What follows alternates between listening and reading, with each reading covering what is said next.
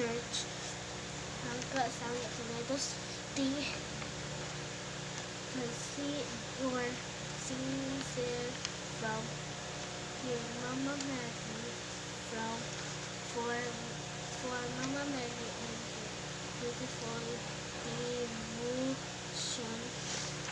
devotion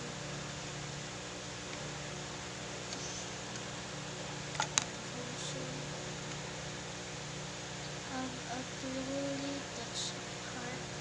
May you connect to grow into kindness and joyful service to God.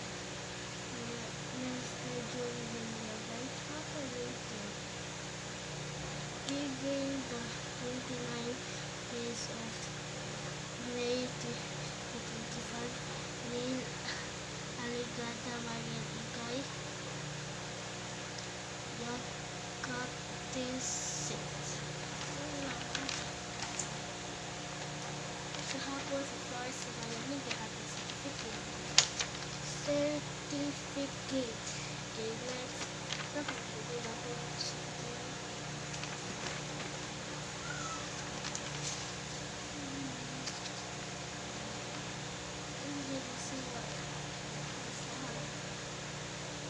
is spiritual leadership award is given to Giselle Lacapa for outstanding